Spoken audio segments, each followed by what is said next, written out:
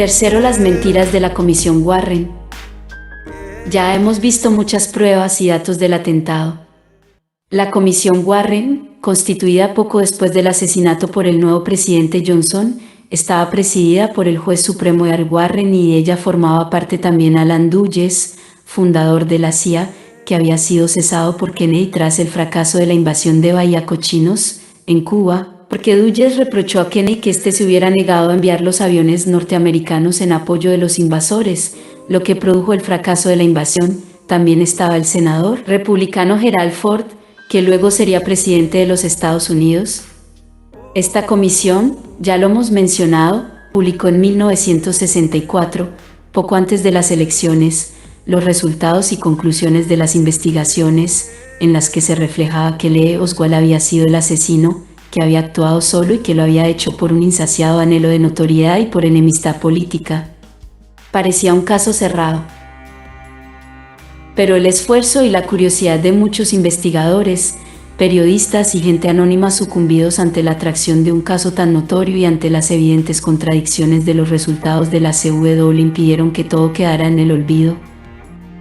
También hemos mencionado cómo muchos de estos periodistas o investigadores particulares desaparecerán en extrañas circunstancias. Aparte de la periodista que entrevistó a Ruby, hay otros casos llamativos: James Covisi y Bill Hunter, dos periodistas de Dallas. A uno le robaron los apuntes que había tomado para escribir un libro sobre el asesinato. Al otro, había mantenido una entrevista con Jack Ruby.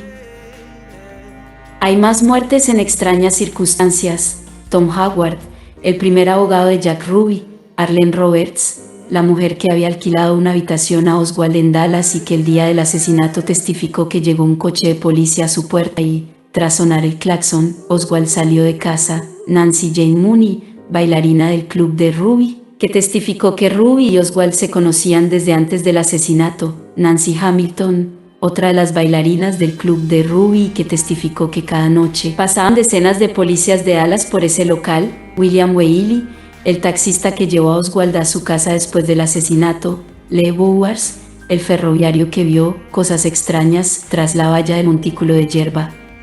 Eduardo Benavides, hermano del testigo del asesinato de Tippit. Y un largo etcétera. El caso de Bowers es muy significativo, porque él, sin saberlo, fue uno de los testigos más importantes del caso. Bowers era un ferroviario que trabajaba en la estación que hay justo detrás del montículo de hierba, desde donde decenas de testigos habían oído disparos, visto salir humo y haber olido a pólvora. Bowers declaró en la CW que unos 30 minutos antes del atentado vio llegar un vehículo, conducido por un solo hombre, en el que éste hablaba por radio. La famosa foto de Mary Moorman, que recoge el impacto mortal de Kennedy en la cabeza, en el fondo se observa el montículo de hierba y la valla desde la cual, según numerosos testigos del atentado, se oyó un disparo, se vio humo y se olió a pólvora. Es la clave de la teoría de la conspiración. Poco después vio llegar un grupo de personas, 3 o 4, entre los que había un policía, el cual echó a varios espectadores que querían ver desde allí el desfile. Luego dijo que cuando sucedió el atentado, le pareció ver algo extraño y que tuvo la certeza de que algo raro había ocurrido detrás de aquella valla. Sin duda Bowers, aunque no vio disparar a nadie, fue testigo de la actuación del dos grupos de tiradores de la plaza, el que acabó con la vida de Kennedy. Para la CW no tuvo importancia que 52 testigos de la Plaza Dili declararan que habían sentido disparos desde la valla del montículo de hierba. Para la CW esto no podía encajar con su teoría del asesino solitario. Pero vayamos por partes. Según la CW, hubo 3 disparos. El primero falló, el segundo alcanzó a Kennedy en el cuello. Según la CW, entró por detrás del cuello, salió por la parte frontal, alcanzó a Cannally en la espalda, mano y muslo, y la tercera es la bala fatídica disparada a la cabeza de Kennedy, la que acabó con él. La segunda, pues, es la bala mágica. Según los médicos de Dallas que atendieron a Kennedy, los primeros en hacerlo antes de la autopsia oficial de Bethesda, la herida del cuello de Kennedy era una herida de entrada frontal, disparada desde delante. Esta ampliación de la fotografía de Moorman muestra una extraña figura en la valla del montículo de hierba. Ampliación digital de la zona del montículo. Aquí se observa esta figura y lo que parece ser el fogonazo de un disparo. La anterior imagen, coloreada, mostraría el uniforme de un policía de Dallas de la época. Policía de Dallas, el día del atentado, ¿comparece el uniforme?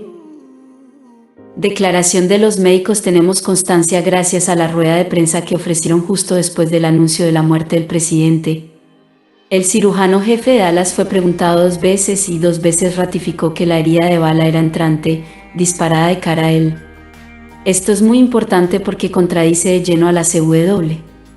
Tenemos constancia de esta declaración gracias a las imágenes de aquella rueda de prensa y las declaraciones escritas de los periódicos locales el día siguiente. Pero a la CW todo esto no le importa, porque el proceso de falsificación ya estaba en marcha.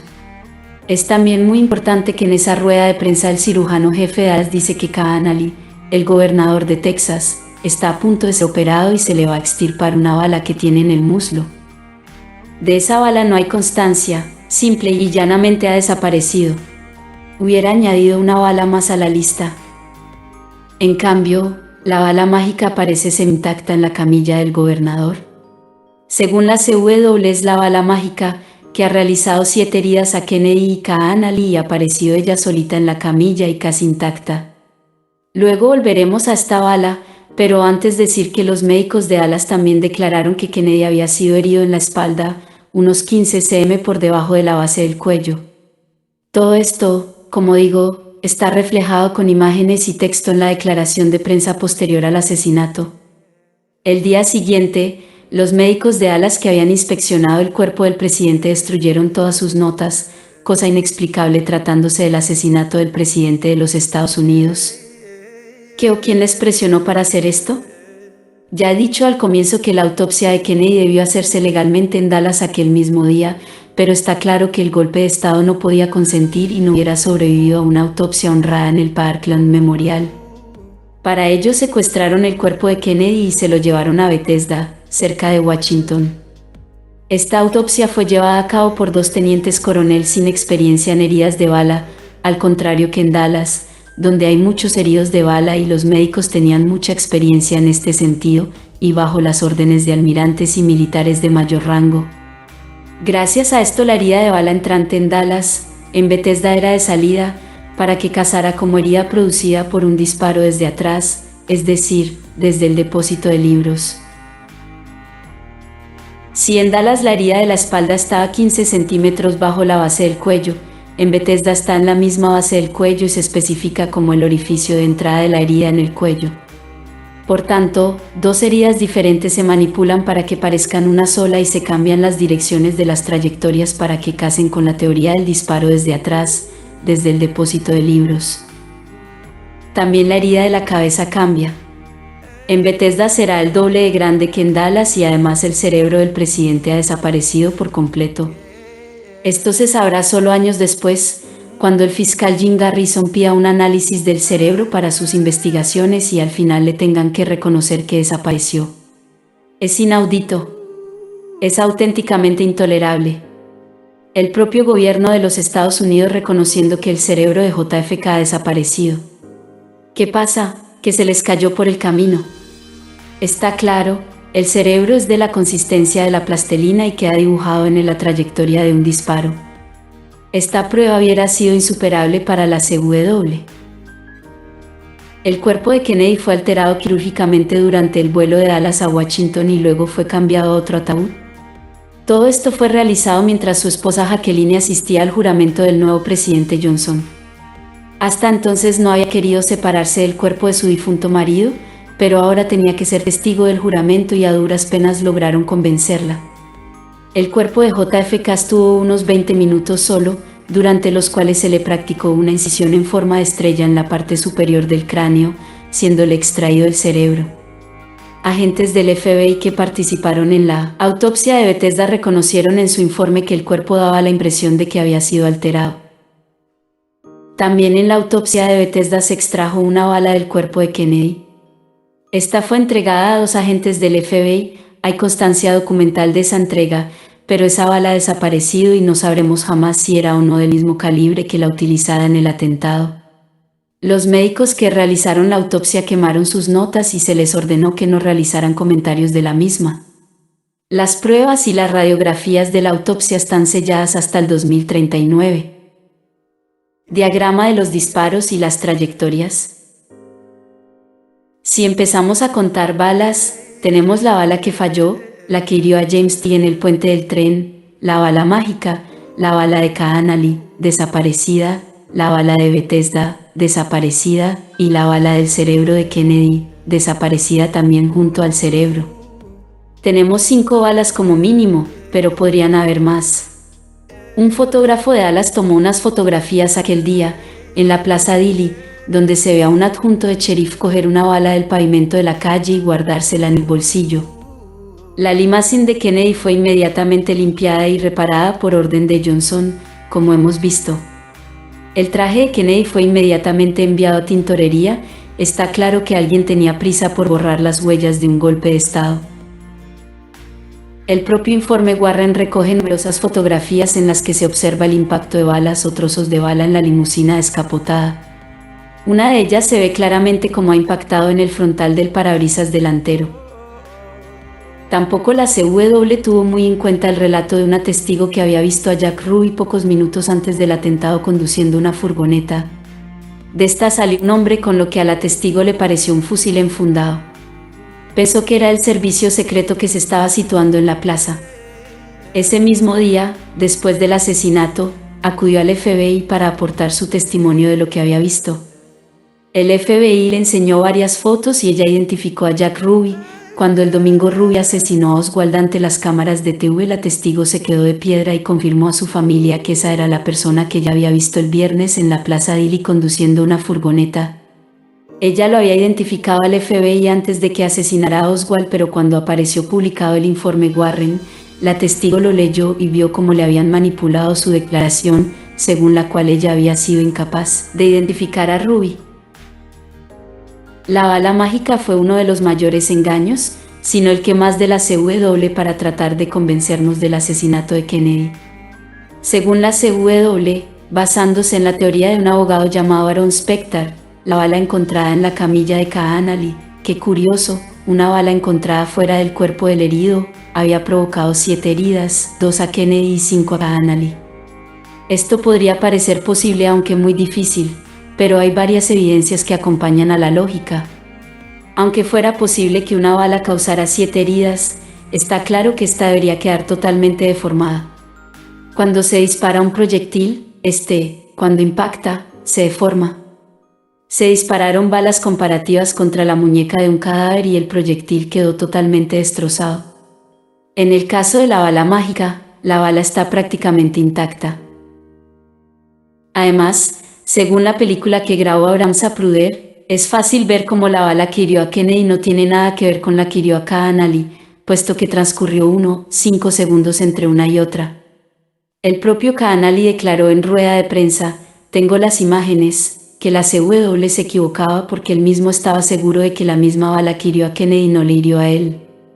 Pero a la CW poco le importaban las evidencias. Por último, la prueba definitiva: las trayectorias de las heridas de Kennedy y Kahanali eran totalmente diferentes. Para resumir, la CW nos quiere hacer tragar lo siguiente: una bala que entra por la parte posterior del cuello de Kennedy, sale por la garganta, queda suspendida 1,5 segundos en el aire, gira a la derecha, entra por la espalda de Kahanali, sale por el pecho izquierdo, vuelve a girar para alcanzar la muñeca de Kahanali, rebota y alcanza el muslo. La bala que el médico de Dallas dijo iban a sacar, y aparece ella solita, intacta, en la camilla de Kahanali.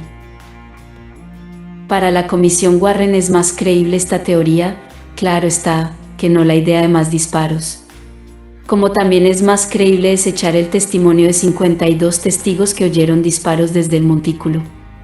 También hay que destacar que no solo las imágenes y la razón desmienten la teoría de la bala mágica. Así, en el video de Zapruder se ve claramente que la bala que hiere a Kennedy no es la misma que hiere a Kahanali. Había testificado ante la comisión Warren que estaba seguro de que la bala que le hirió a él no era la misma que la que hirió a Kennedy. Si no hubo disparos desde el montículo, ¿por qué cientos de personas corrieron hacia allí después del atentado? Porque varios policías que acompañaban a la comitiva pararon su moto y fueron pistola en mano hacia allí. Porque Lee Bowers vio cosas y gente extraña detrás de la valla.